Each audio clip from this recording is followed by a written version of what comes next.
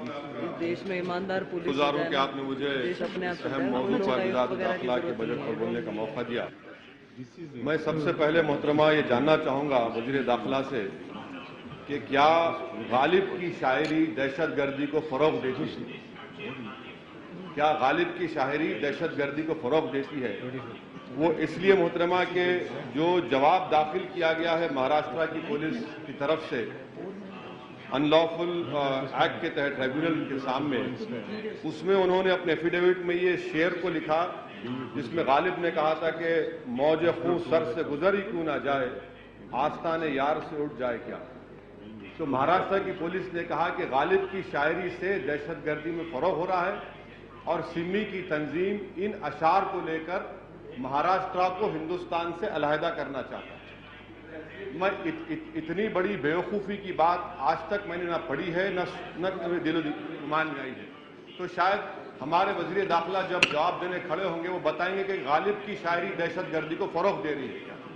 दूसरी बात मोहतरमा कि दिल्ली उर्दू एकेडमी की तरफ से एक बच्चों की किताब उमंग छापी जाती है।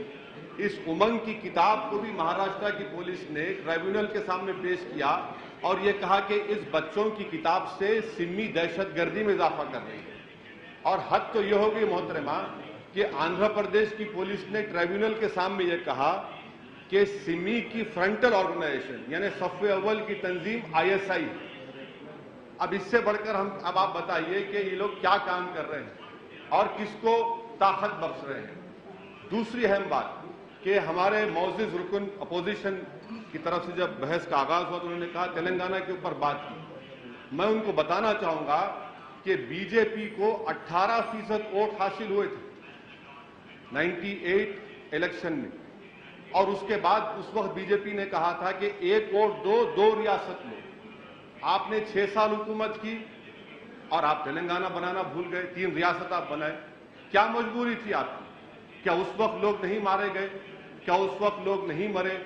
आज आप खुदकशी की बात कर रहे हैं। यकीनन हम कोई भी इस ऐवान में नहीं चाहता है कि नौजवान बच्चे अपनी जान लें, मगर ये सियासी मुफाद परस्ती इसको खत्म होना चाहिए। मैं मरकजी हुकूमत आपको भी शांति से सुन रहे थे वो, प्लीज डोंट डिस्टर्ब। आपको तकलीफ हो रही है मुझे मालूम, आप प्लीज, मैं चाहता हूँ तकलीफ हो, सच कड़वा होता है। Address to chair please. हुकूमत को बताना चाह रहा हूँ कि अब वक्त आ चुका है